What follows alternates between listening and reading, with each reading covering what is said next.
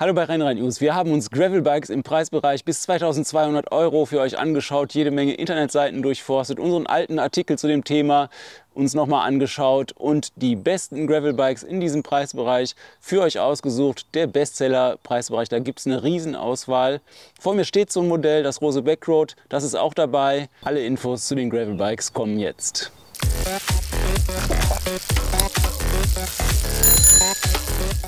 Bevor es losgeht, noch mal ein kleiner Hinweis. Am Ende des Videos sage ich euch noch mal, worauf ihr überhaupt in der Preisklasse so achten solltet. Achten solltet ihr natürlich unbedingt auf eine Passform und das könnt ihr eigentlich nur mit einer Testfahrt richtig rausfinden. Wenn ihr eure ideale Passform für das Bike kennt, dann könnt ihr das natürlich auch mit einem Geometrievergleich tun. Wir haben ein paar Bikes verglichen. Den Vergleich dazu findet ihr im Artikel auf Rennrad News, den ich euch noch mal ans Herz legen möchte. Und außerdem könnt ihr natürlich auch unser Geometrievergleichstool nutzen, was ihr ebenfalls auf Rennrad News findet. Und damit gleich los. Ja, und los geht's gleich mit einem Kracher. Das ist das Cube Nurod C62 One. Cube schafft es als einziger Hersteller, einen Carbonrahmen in dieser Preisklasse anzubieten. Und da liegt das Gewicht bei 1150 Gramm für den Carbonrahmen. Und entsprechend leicht ist auch das ganze Rad und damit auch das leichteste Rad in dieser Preisklasse, 9,3 Kilo. Wiegt es nur laut Cube. Ausgestattet ist es mit einer Shimano GRX 610 1x12 Gruppe. Das ist wiederum nicht eine der besten Gruppen, die wir hier finden konnten, aber natürlich trotzdem eine sehr solide Gruppe und mehr als 1x12 Gänge gibt es sowieso nicht in der Preisklasse. Ja, was kann man über den Rahmen noch sagen, beziehungsweise über das ganze Rad? Ihr könnt alles anbauen, Schutzbleche, Bikepacking-Taschen, Halter für die Gabel nicht, sondern da könnt ihr nur auf einen Lowrider zurückgreifen. Reifenfreiheit liegt bei 50 mm und ab Werk sind 45 mm breite Schwalbe G1 montiert. Das ist also eher so ein Allrounder-Reifen mit leichter Asphaltlastigkeit. Also mit dem Cube Nurod C62 One könnt ihr direkt loslegen für eure gemischten Gravel-Touren, aber eine richtige Trailrakete ist es nicht. Vielleicht noch erwähnenswert, UDH-Schaltauge ist bei diesem Rad bereits an Bord. Das heißt, ihr seid auch zukunftssicher, wenn ihr mal aufrüsten wollt auf eine der Transmission-Gruppen. Nächstes Rad in unserer Übersicht, das Cannondale Topstone 2. Es hat einen Alurahmen und eine Carbongabel, wie die meisten Bikes in dieser Übersicht.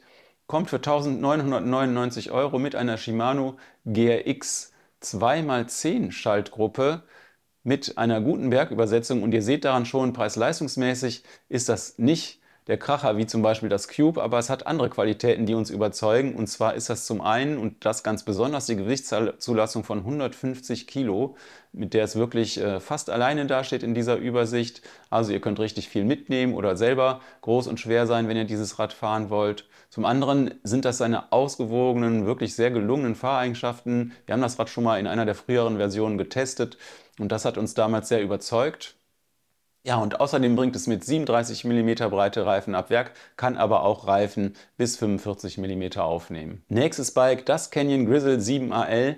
Sicherlich einer der Bestseller schlechthin in dieser Preisklasse. Auch preislich interessant, denn es kostet 1899 € und bringt dafür eine Shimano GRX 610 820 2x12 Schaltung mit. Also ein Mix aus Komponenten, aber keinesfalls ein Nachteil, würde ich sagen. Also eine sehr allroundige Schaltung, mit der ihr auch mal steile Berge klettern könnt. Ansonsten ist das Grizzle 7AL super vielseitig. Ihr habt Montagemöglichkeiten für alle möglichen Taschen. Ihr habt zum Beispiel Cages, könnt ihr an der Gabel montieren, auch mit einer recht hohen Gewichtszulassung, die Canyon auch an der Gabel direkt angibt. Außerdem könnt ihr ein Schutzblechset montieren, was Canyon direkt mit dazu liefert. Also fürs Commuten ist das Rad auch ebenfalls perfekt vorbereitet. Ihr habt einen passenden Gepäckträger, den es im Programm gibt. Gewichtszulassung ist mit 120 Kilo nicht üppig, aber noch okay. Und ja, wie gesagt, der Preis stimmt auch. Ab Werk sind übrigens schon 45 mm breite Schwalbe G1 Byte montiert. Wirklich allroundige Reifen, mit denen ihr auch mal Spaß im Gelände haben könnt.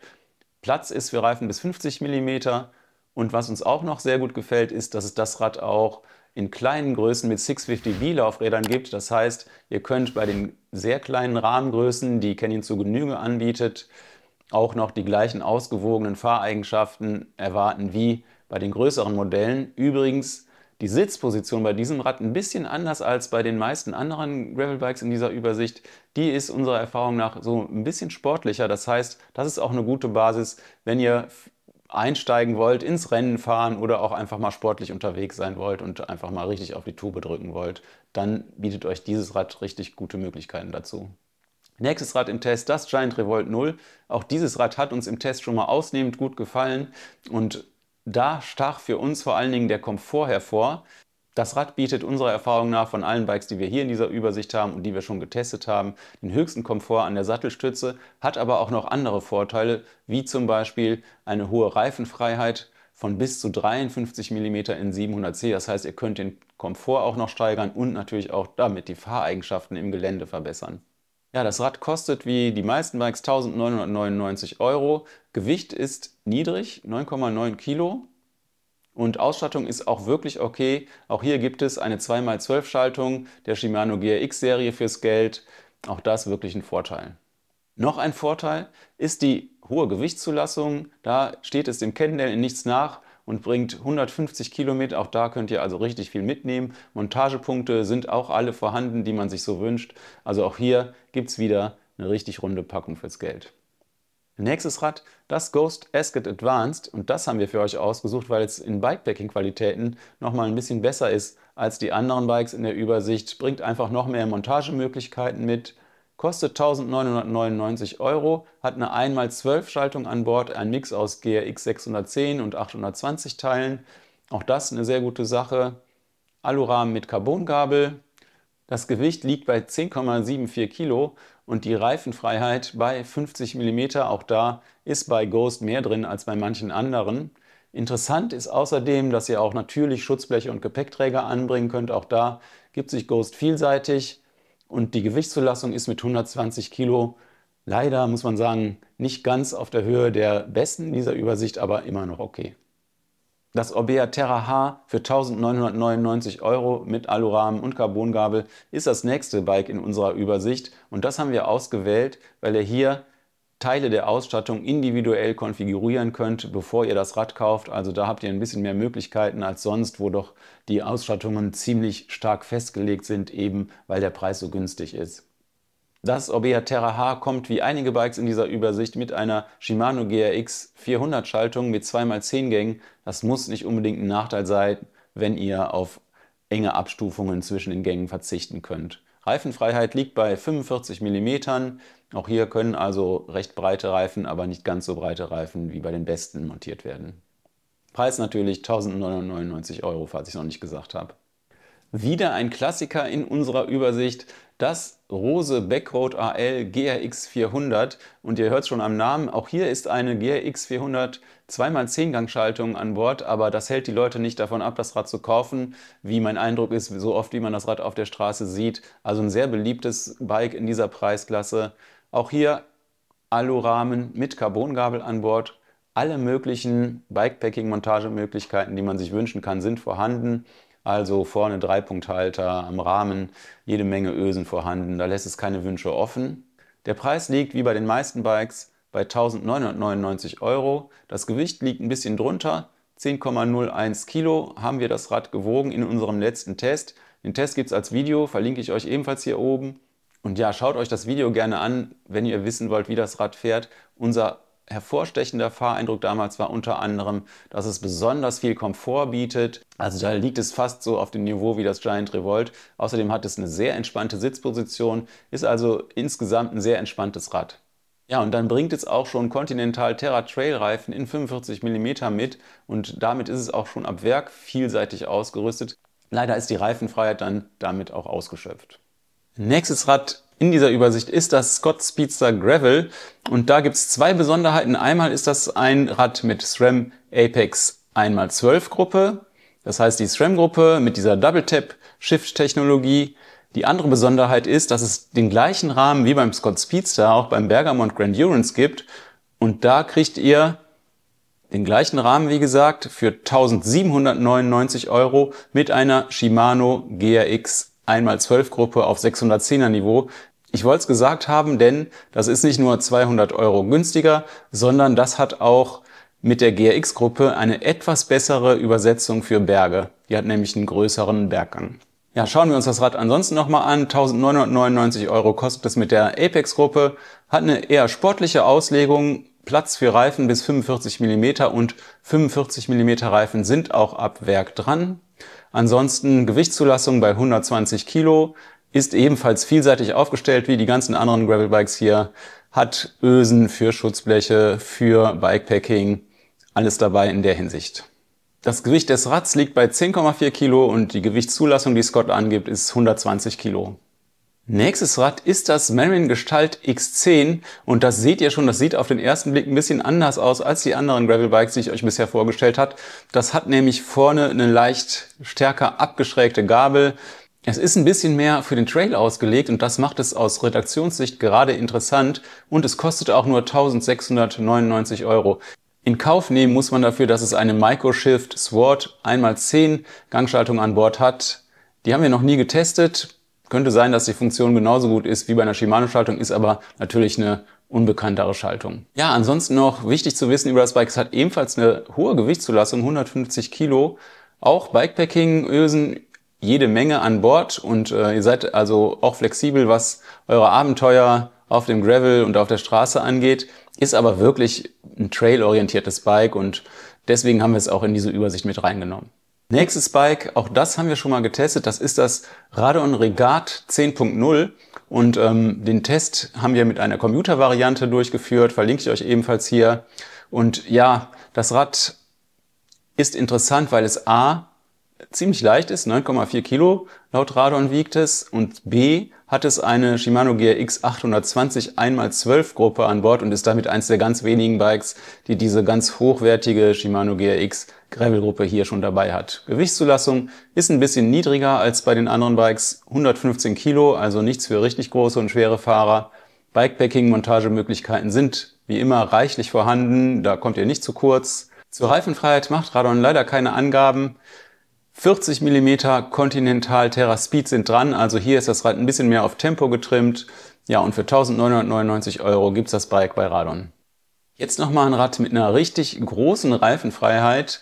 Wenn ihr darauf Wert legt, das Ridley Canso Adventure. Das Rad der belgischen Marke bietet 52 mm Reifenfreiheit in 700C, also nochmal ein bisschen mehr als viele andere Bikes in dieser Übersicht. Kostet allerdings auch ein bisschen mehr, nämlich 2.199 Euro. Auch hier gibt es jede Menge Montagemöglichkeiten fürs Bikepacking, da bleibt nichts zu wünschen übrig. Und ab Werk sind auch bereits 45 mm breite Reifen dabei, also Komfortspender. Und da sind die Vittoria Terreno Dry montiert und das sind leicht rollende und leise rollende, auf Asphalt leise rollende Reifen, die uns auch schon in den Tests mehrfach gefielen. Als Schaltgruppe kommt übrigens eine Shimano GRX 2x11 zum Einsatz, also ein bisschen weniger Gänge als bei manchem anderen Gravelbike in der Übersicht, aber dafür habt ihr eben die große Reifenfreiheit und die Vielseitigkeit auch im Konfigurator der Belgier. Ihr könnt dieses Rad relativ frei konfigurieren und mit individuellen Ausstattungsoptionen versehen. Nochmal ein Preiskracher zum Schluss. Auf das Van Rysel Gravel AF GRX sind wir auf der Velofollies Messe in Belgien schon aufmerksam geworden, wo Van Rysel traditionell seine Neuheiten vorstellt, und für 1.699 Euro bringt es eine Shimano GRX 2x12 Gruppe mit und steht da wirklich ziemlich einsam da damit in dieser Übersicht und hat auch ansonsten alles, was man sich wünscht. Was es nicht hat, sind integrierte Leitungen. Ihr könnt montieren Schutzbleche, Bikepacking-Halter, sogar an der Gabel sind diese 3 nötigen Gewindeeinsätze vorhanden, um diese Halter zu montieren. Die Reifenfreiheit liegt hoch mit 50 mm in 700C. Also das ist auch ein richtig rundes Paket. Natürlich auch wieder ein Aluminiumrahmen mit Carbongabel und zu haben natürlich in den Shops von Decathlon für, wie gesagt, 1.699 Euro. Das Gewicht liegt bei 10,4 Kilo laut Decathlon und die Gewichtsfreigabe ist leider nicht so hoch, nur 115 Kilo, damit liegt es eher am unteren Ende in dieser Übersicht. Ja, das war der Überblick und ich habe es ja versprochen, zum Schluss gibt es nochmal ein paar Tipps aus der Redaktion. Natürlich haben wir nicht alle Bikes getestet, wir haben uns die aber sehr genau angeschaut und auch der Papierform nach und teilweise unseren Tests nach haben wir ein paar Favoriten und die möchte ich euch nicht vorenthalten. Der erste Favorit ist natürlich, eigentlich liegt es auf der Hand, das Cube Neuro C62 One. Das ist mit dem Carbonrahmen, mit dem geringen Gewicht, der großen Reifenfreiheit wirklich ein fast unschlagbares Angebot. Keine Fehler bei der Ausstattung. Nicht so toll ist es, wenn ihr groß und schwer seid oder richtig viel mitnehmen wollt. Da hat es eine kleine Schwäche. Zweiter Tipp, das Giant Revolt 0. Auch das bietet eine riesen Reifenfreiheit. Das ist so ein bisschen der Vorteil gegenüber dem Cube. Hier gibt es natürlich nur den Alurahmen und die Carbongabel, aber richtig gut gelungen ausgestattet mit der 2x12 Gruppe. Wir haben dieses Rad als komfortabelstes Rad in Erinnerung aus unseren Tests und ein richtig rundes Ausstattungspaket. Und damit ist es auch vielen anderen Bikes in dieser Übersicht ein Stück weit überlegen. Noch ein Tipp, obwohl wir das Rad wie gesagt noch nicht getestet haben, aber der Papierform nach kommt man am Van Rysel Gravel AF eigentlich auch nicht so wirklich vorbei. 1699 € für ein komplettes Rad, was Bikepacking-Möglichkeiten und Commuting-Möglichkeiten angeht, mit einer Shimano GRX 2x12 Gruppe auf 810er Niveau. Das ist schon eine Ansage und deswegen sollte man das Rad auf jeden Fall mit in Erwägung ziehen. Vor allen Dingen wissen wir auch nicht, wie die Verfügbarkeiten in der jeweiligen Rahmengröße, die für euch passend ist, im Moment im Markt sind. Stichwort Verfügbarkeiten. Wir haben uns natürlich immer nur die unverbindlichen Preisempfehlungen angeguckt und wir haben aber auch bei der Recherche gesehen, dass es Modelle gibt, die durch die Reduzierungen, die zum Teil ja noch laufen, deutlich günstiger sind.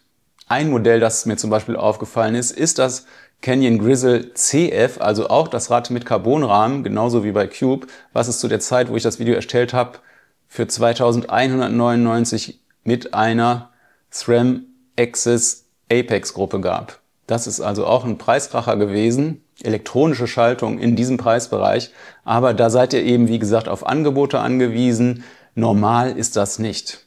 Das Canyon Grizzle, ansonsten auf jeden Fall auch einer unserer Tipps. Wir haben das Rad schon getestet, vereint ebenfalls große Vielseitigkeit mit viel Komfort, ist top ausgestattet, auch hier eindeutig eins der Bikes, das aus dieser Gruppe nochmal herausragt. Dann habe ich es ja gesagt, ich wollte zum Schluss nochmal so ein paar Tipps geben, worauf ihr eigentlich bei Gravelbikes in dieser Preisklasse achten solltet, wenn ihr euch für eins dieser Bikes aus unserer Übersicht entscheiden würdet oder wenn ihr einfach andere Bikes seht, die ihr interessant findet, vielleicht auch einfach nur gut aussehend findet oder ein Bike beim Händler findet, was euch passt. Und wie gesagt, das ist das Wichtigste, dass das Rad passt. Wenn ihr sowas findet, worauf ihr dann sonst noch achten solltet. Also erwarten kann man in der Preisklasse eindeutig einen Aluminiumrahmen. Da liegen die Gewichte so zwischen 1600 und 1900 Gramm. Das könnt ihr erwarten. Eine Carbongabel kann man eigentlich auch erwarten. Eine Carbon-Sattelstütze kann man eigentlich auch erwarten, ist aber nicht selbstverständlich, da gibt es schon die ersten Unterschiede. In der Regel sind Carbon-Sattelstützen komfortabler, also hier der erste Unterscheidungspunkt. Noch ein Unterscheidungspunkt, die Schaltgruppen. Ich will nicht sagen, dass die Schaltgruppe alles macht. Früher hat man ja sozusagen nur aufs Schaltwerk geschielt, ob das das hochwertige Shimano XT beim Mountainbike oder Ultegra beim Rennrad war. Aber die Zeiten sind eindeutig vorbei. Die meisten Gruppen haben ein ähnliches Schaltverhalten und wirklich nur Feinschmecker und Performance-Orientierte spüren da richtige Unterschiede. Deswegen, wegen der Schaltperformance müsst ihr euch eigentlich keine Sorgen machen. Was zählt, ist die Übersetzung und da gibt's schon ein paar Unterschiede. Einmal gibt's die 1x12 oder 1x11 oder 1x10 Ensembles und auf der anderen Hand die Zweifach-Ensembles. Und die Zweifach-Ensembles haben eigentlich immer die größere Bandbreite. Das heißt, ihr seid damit besser aufgestellt, wenn ihr steile Berge und erst recht steile Berge mit Gepäck fahren wollt. Es gibt natürlich auch Ausnahmen, denn es gibt auch Einfachgruppen, die mit einer Mountainbike-Kassette kombiniert sind, mit einer hinten richtig großen Kassette, mit zum Beispiel 50 Zähnen und damit kommt ihr auch sehr gut steile Berge hoch. Und wenn es dann noch eine ist, die mit 10 bis 52 Zähnen zum Beispiel aufwartet, kommt ihr auch richtig schnell die Berge runter.